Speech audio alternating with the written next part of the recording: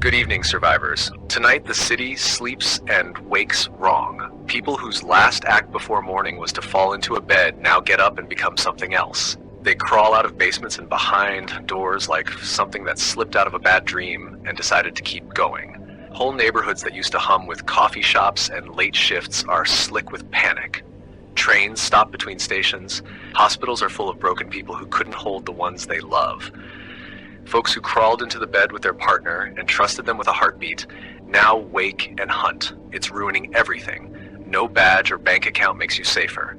If you have a window and a lock, consider it a borrowed hour. If you have a radio, keep it tuned. We're taking a call now. Hello, you're on the air.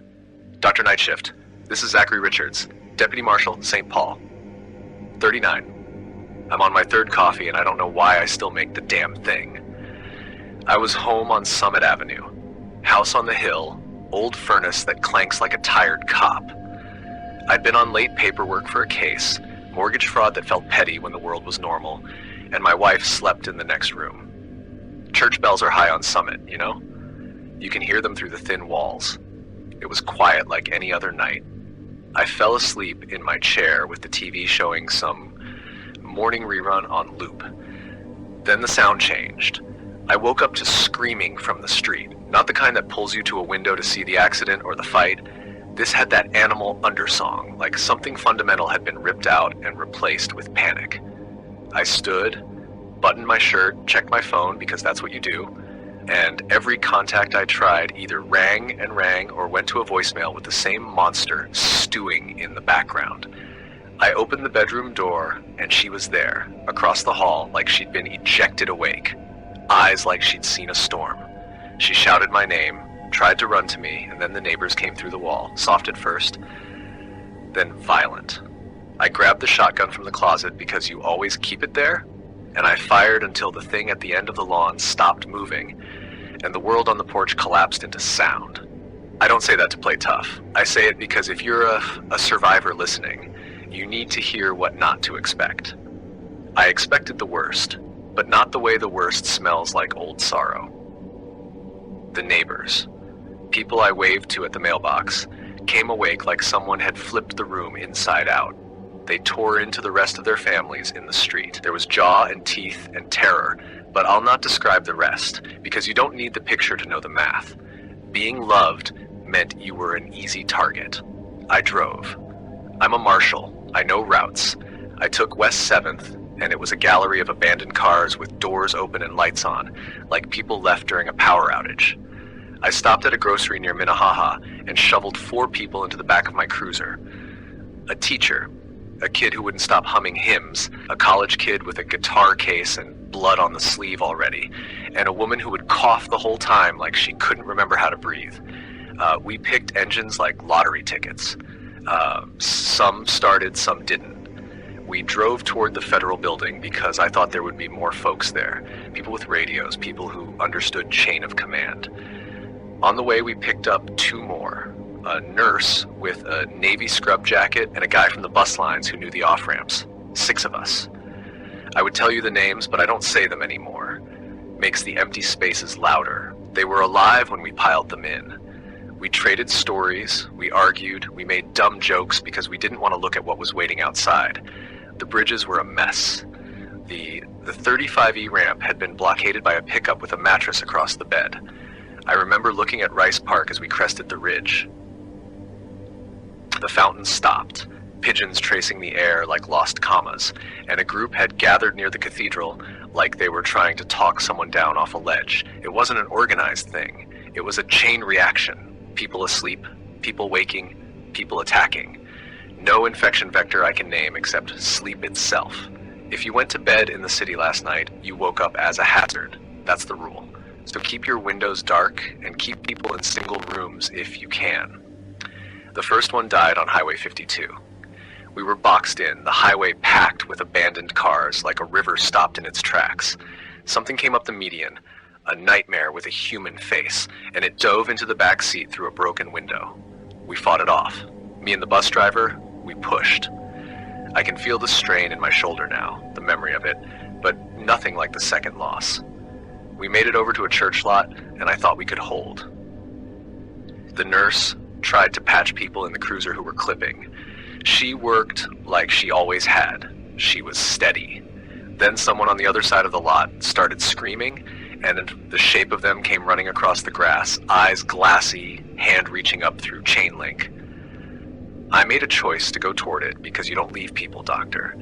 I ran out to push them away, and in pulling back one of our group, the college kid took a step too slow and was pulled under. He was gone before we could make sense of it. It was quiet after that.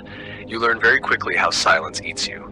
The nurse passed out twice, the woman with the cough went still, and that was it. One by one, things we thought were solid unraveled. The bus driver tried to get to a depot for ammo. He never returned. The teacher faded in the back while I sat and held what I could. There's no heroic cadence here. I tried to keep people awake, shook coffee into mouths, read aloud from the back of a hymnal as if words were anchors. They fell asleep like rocks. I am no stranger to death calls. I have seen wrecks and stabbings and people given up in alleys. This was different. There was an absence of reason to it, like something had rewritten the instruction manual on being human. It wasn't about hunger in the Ledger way. It was a compulsive, focused violence that moved from loved ones to strangers without pause. You know the places where people sleep in St. Paul, the boarding houses near University Avenue, the cheap motels off Kellogg, and now those rooms are danger boxes. If your neighbor goes quiet at night, you can't assume they're sleeping safely. You have to assume they might stand up with a knife and a look like the world betrayed them. I made it to the Mississippi because water feels like a border, like something that can slow down the thing in your chest from tipping you into panic. I found cover in an old industrial building near the river, climbed up to a maintenance catwalk, and I used my radio the whole time. I remember the way the bridge lights threw long fingers across the water, and how I thought about switching on every porch light on Summit, just to see if any living silhouettes would answer. There were none. I talked into the radio and got breath back because the sound of your own voice can be a small, stubborn lifeline. I called the sheriff's office and nobody answered. I called dispatch and the line just hummed. I tried family and the messages were static.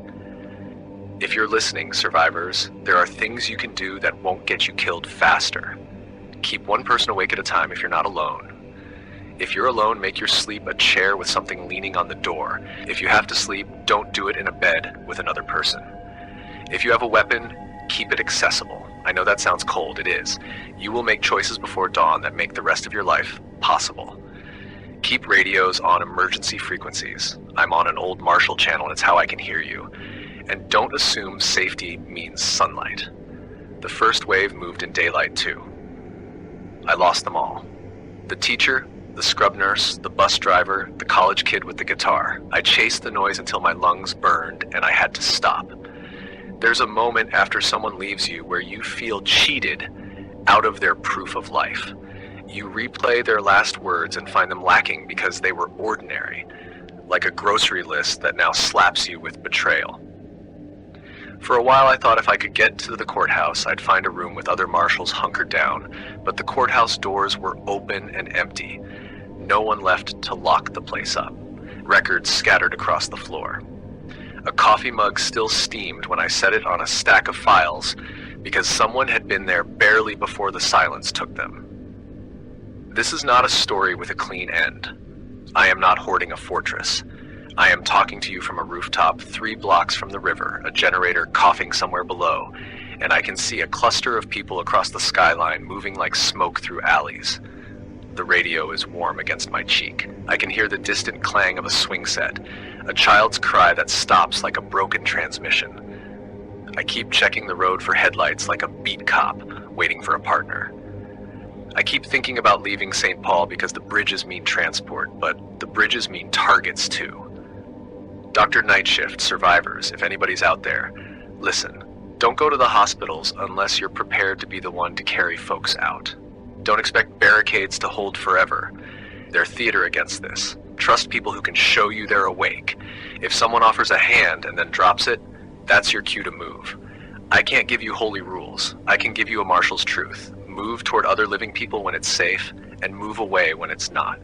Communication is how we make a map of living things. Make noise on purpose. Trade locations. If you can rig a perimeter, do it, but do not sleep back to back with someone you cannot risk losing. I hear something on the stair. Survivors, this is Zachary Richards, Deputy Marshal. If you're hearing this, if you can pick a direction and go, pick a river or rail line away from packed streets. Find a place with different entrances and teach every roommate to do two things without thinking: lock and watch. That's the only drill you need until something smarter comes along. I don't know how long I'll be here. I don't know if I'll make it past the night. I'm cold in places that aren't about weather. I hope this helps somebody. I hope this reaches someone who can wake and keep their head. Tell other people where you are. Trade your coffee for the truth if you have to. Stay awake, survivors. Stay alert. Goodbye, Dr. Nightshift. Goodbye, survivors. Be careful out there. You can hear footsteps trailing off, the thump of something heavy, a breath, then nothing for a beat, then a low, distant howl from the street below. The line clicks down. I didn't know that I'd be the one to hear that and start humming again, my heart trying to settle into a rhythm that said, keep going. I heard a lot in that call. The way he kept his language plain, the marshal's choices, the moments of small mercy he gave, and then watched slip away. What stays with me is not the violence but the arithmetic of small human rituals. A cup of coffee, a hymnal, someone humming to keep other people awake. Those are the little lifelines that will knit strangers into teams if we can find one another. Here are a few things from me, blunt and practical. Keep radios tuned to low power so your signal doesn't draw every desperate ear. Move at dawn and dusk with caution, and if you must cross a bridge, go in pairs and have one person stationary. There are shelters being reported north near Hugo and west toward the airport. Unconfirmed, but if you're moving, try to head toward edges where there's less dense housing and open terrain.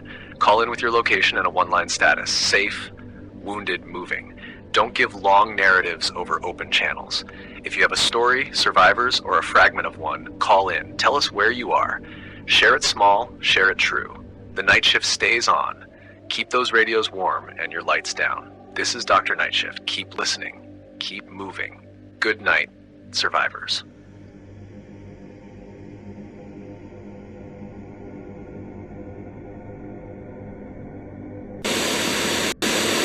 The city sleeps and wakes as if someone rewrote the manual on being human. Beds have become staging grounds. People crawl out of dreams and become violence.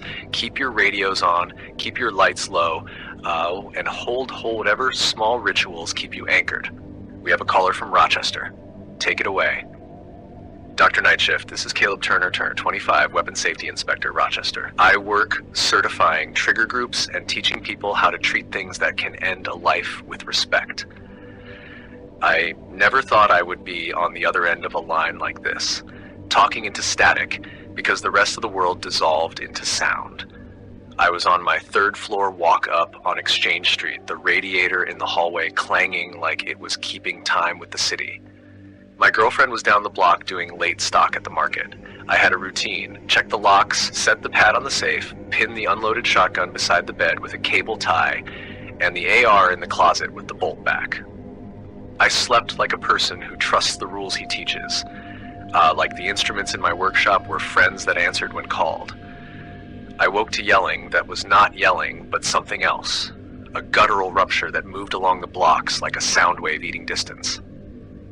I went out into the hall because the building thumped, and the neighbor across the landing was banging on his own door. He looked at me, and his eyes were wrong, bright and moving. He did not say my name. He swore at the air, and then he lifted the door, and the woman inside was standing at the foot of her bed with both hands on her husband's face. He was trying to push, and she was trying to bite, and the wrongness split down the corridor. I jammed the shotgun into my shoulder without thinking. The neighbor slumped and collapsed, and the woman fell forward like someone had unscrewed her heart. The market was chaos when I got there. People laying on crates, later ones crawling across concrete to other people, like gravity had been replaced by hunger. I gathered whoever I could without making it worse. A line cook with salt on his sleeve, a teenager who smelled like cigarettes and fear, a groundskeeper from the public gardens whose hands were covered in soil and who kept whispering about the trees, and a retired machinist who still had oil under his nails. 5 of us in a battered pickup that the mechanic pushed to life because engines are stubborn like some people in this city. We moved towards Strong Memorial because there are places where people think of order and trust. There will be someone with a plan. The highway snarled at I-490 where a school bus had been brought to a standstill. We walked where the cars were too close, stepping over shoes and a child's stuffed rabbit with its head snapped off. The first attack I saw up close was a woman who had woken and held her husband from behind and clawed at his throat until he fell limp, and she kept moving, leaving him like a discarded coat. It is a particular kind of quiet when someone you knew stops breathing and the person who caused it keeps walking as if they had just been late for something. Being a weapons inspector taught me precision. I taught people how to clear a weapon, how to lock it, how to keep it from killing a good thing on accident. I taught them to make tools safe for the world. Those rules were useful at first. I had people put their firearms down, and I double-checked the safeties and fed belts into hands like we were passing out bandages. We moved like a small unit. The musician in our group kept time by tapping a rhythm on the dashboard to steady us. We thought that being careful would be enough. We made a stand in an alley behind the old Eastman Kodak building because there were windows with views and a stairwell that could be defended. I taught the group how to set watch rotations. One man would stay awake while others slept in shifts of 20 minutes, then change. I set up trip lines with fishing wire and cans because the tools we had were what we could find and they needed something to wake them. I taught them to sleep sitting up with a strap around the door handle. For a while, the rules looked like they might hold.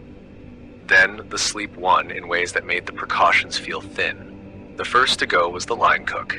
He nodded off, sitting upright because he had been awake all night frying and his body betrayed him.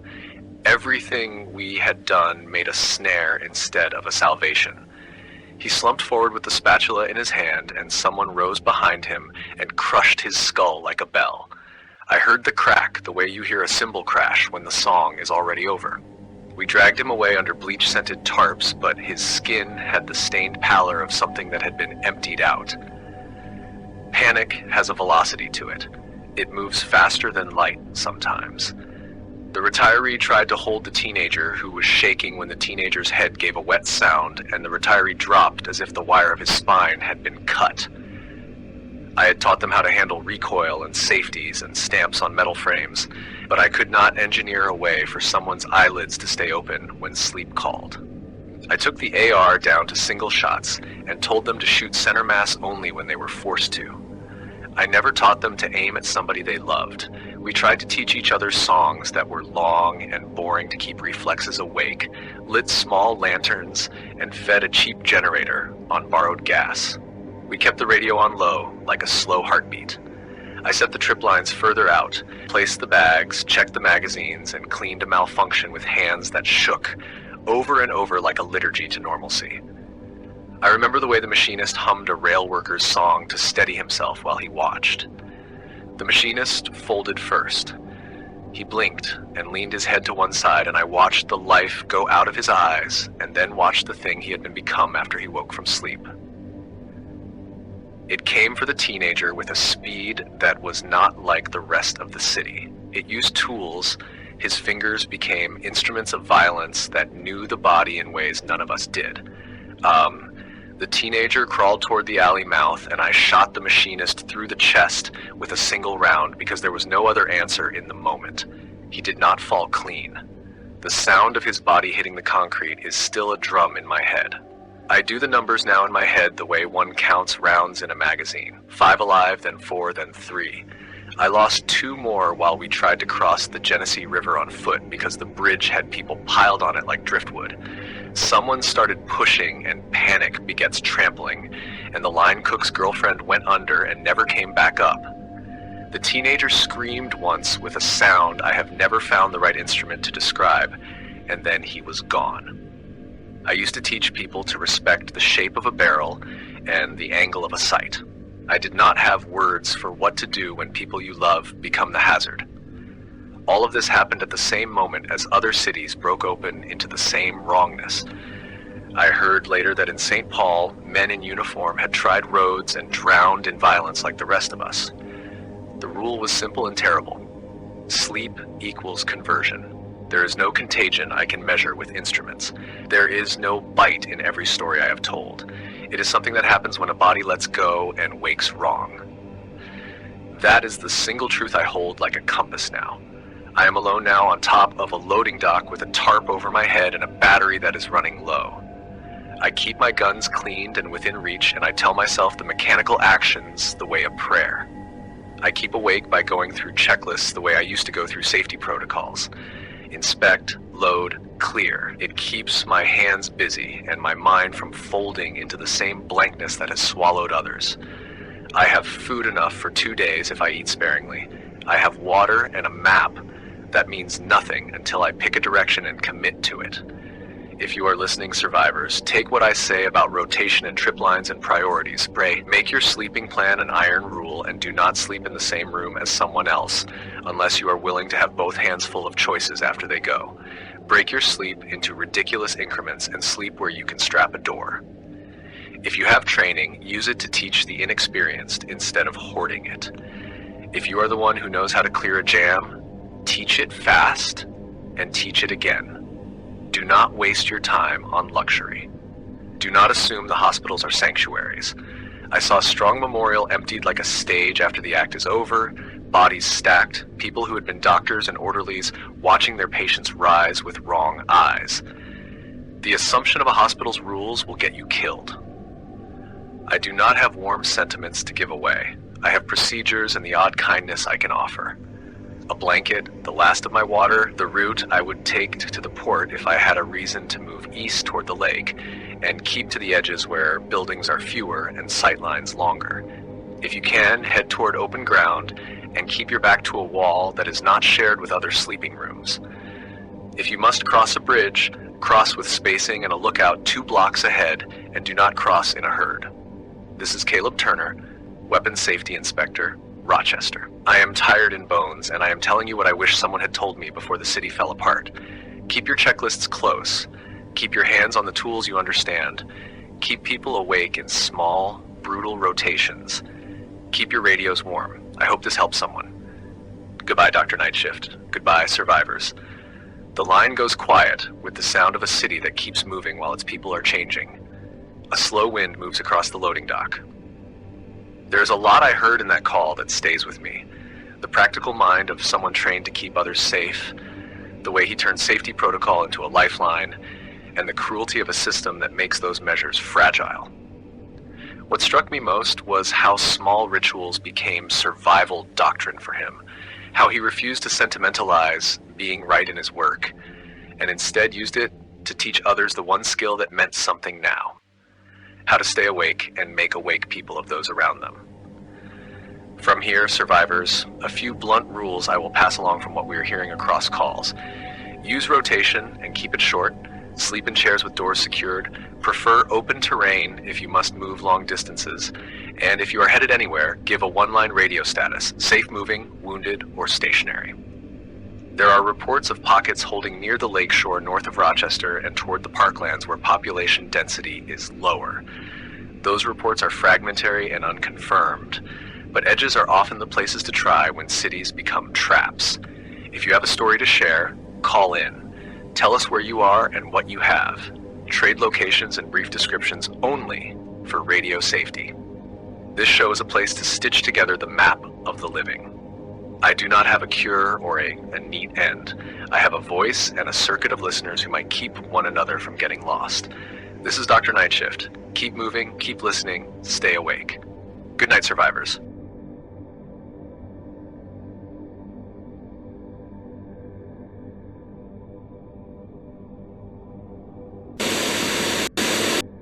Tonight, the map of sleep is the map of danger. Beds, couches, even the passenger seats of cars became the starting points for a violence that rises with the sun or in the blue hours before it. Keep your radios warm and your routines brutal. We are hearing the same rule everywhere: fall asleep and wake wrong. I am putting a call through from Buffalo now. Dr. Night Shift, This is Blake Wolf, 28, chemical dealer, Buffalo. I handled product that needed careful hands, kept labs and garages clean enough not to explode, taught kids how to mix solvents without burning down the block. I sold people things they wanted and sometimes things they thought they needed. I am not proud of the business, but I know how to move in alleys and I know the city like a set of veins.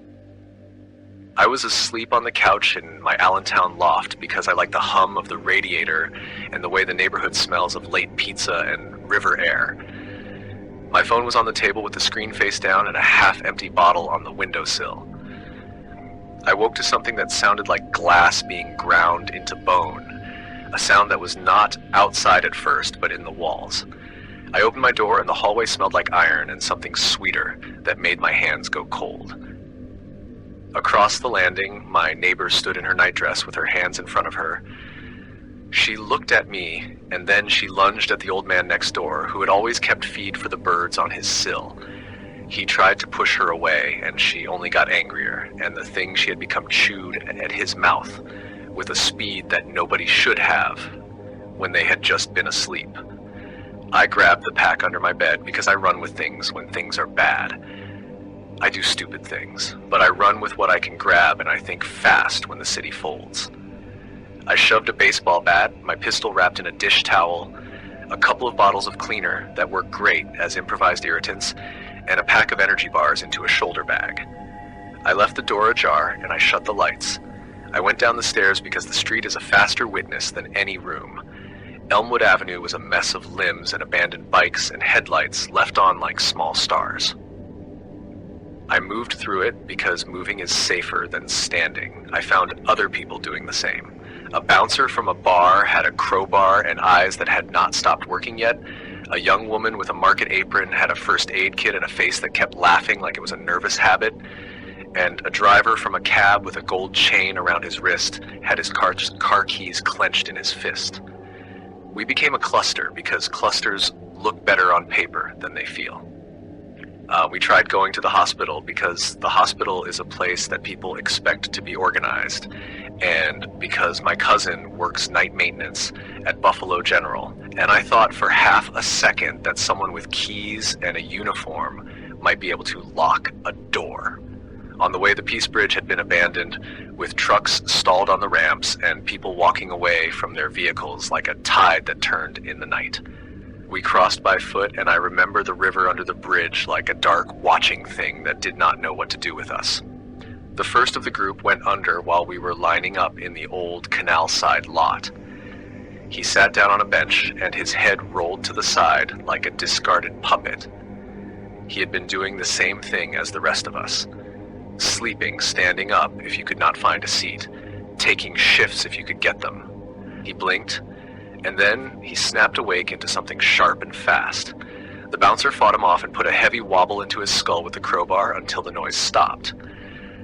I did not cry then, because crying wastes air that you should be spending on running if you have to. I did things then that make my chest feel like a pocket full of gravel when I think about it. I lied to the girl with the apron about a safe house I knew where there would be other people and a generator because she asked me where we could go, and because I thought the fewer people who followed me, the better my chances. I promised the cab driver a split on any gas I found, and I pocketed a key to his trunk when he went to help someone else. I am a liar in good times and better in bad times. And I will say it into this microphone plain because there is no point dressing it up.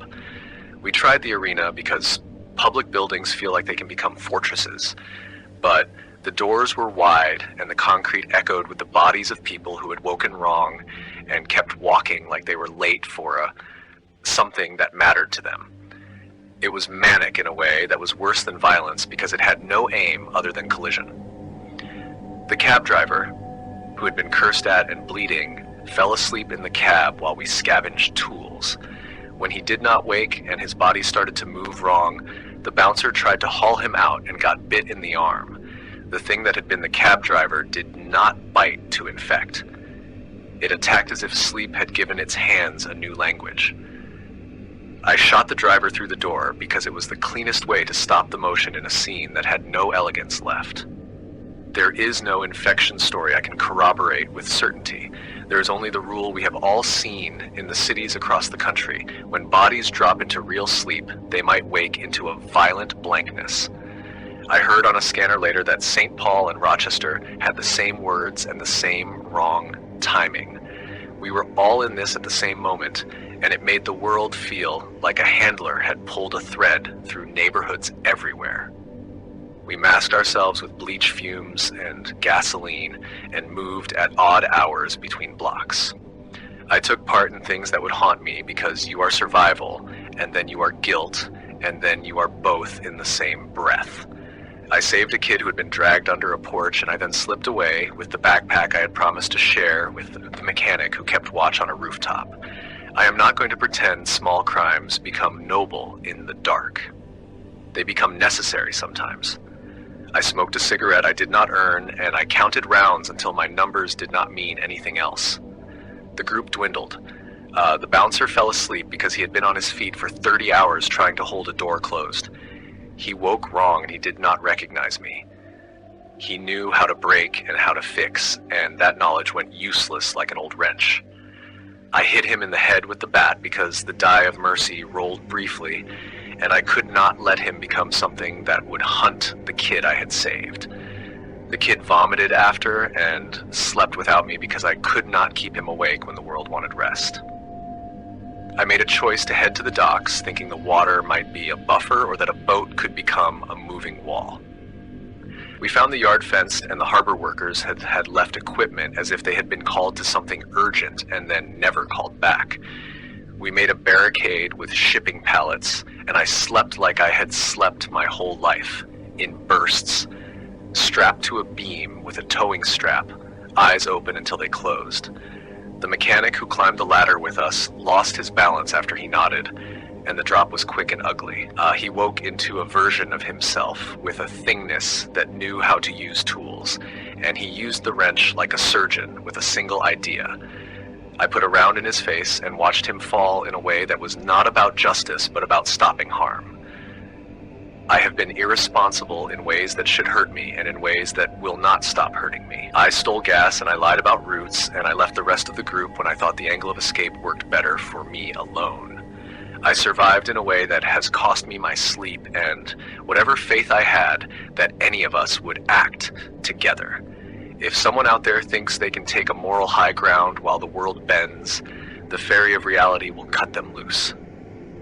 I know the city now as a series of checkpoints to avoid and places that used to be safe that will kill you if you trust them. Avoid the cross streets near the grain elevators where the shadows collect and watch. Keep off the main arteries at dawn when people wake and panic is fresh.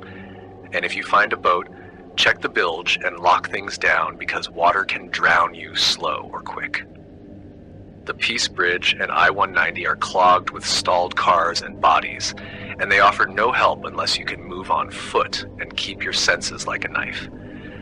Keep radios quiet, broadcast a call sign only if you have a secure channel, and if you must trust someone, make them show you their hands and keep them awake for a full circle before they sleep near you. I am on the roof of a warehouse in Buffalo near the harbor with a tarp that is ripped and a pack that smells like diesel and bleach. I have pain in my hands that are calloused the wrong way, and I have a mouth that hates me for what I did to survive. I send this message because if anyone is listening and you need a cruel truth, here it is. Selfish choices are often the ones that keep you breathing for another day. Try not to be cruel for pleasure. Try to be selfish for tomorrow. Keep your eyes on the river and keep your back to the wall that does not share a thin partition with someone sleeping. Keep your trips short and your rotations shorter. Trade nothing you will need to keep breathing. Hoard some honesty. Give away a blanket if it keeps someone awake and moving. Goodbye, Dr. Night Shift. Goodbye, survivors. I hope this helps someone I can never meet. There is a high wind across the roof and the line goes thin. Silence holds for a beat that feels like a held breath. I heard the hard edges of that call in a way that made the station quiet for a long second. What I am left with is the cut of survival that is not noble and not neat. Blake admitted what many will not and told it flat, the way a man tells an inventory list and then admits the theft. He confirmed what the other callers said about the rule of sleep, and he added a lesson in human decisions when moral clarity slips under pressure. His voice had practical cruelty and an honesty that stings. That last line about selfish choices being the ones that keep you alive is a hard thing to hold, but it is a thing to reckon with as we try to stitch a map of the living. A few blunt reminders I will pass along from his report and the calls we have had tonight. Avoid bridges and choke points when possible. Keep rotations to absurdly short spans and strap sleeping people upright. Prefer open sites near water or industrial yards that offer sight lines. And if you move knowing what you will give up before you do it. There are rumors of pockets holding in the parks north of the city and toward the east where warehouses give sight lines. Those are only rumors for now and must be treated like leads rather than promises. Callers, survivors share short coordinates and statuses only. This show stitches a map from fragments, and that map keeps people alive. I will keep the air open and we will keep hearing one another. This is Dr. Nightshift. Keep your radios warm, keep your hands on the tools you trust, and stay awake. Good night, survivors.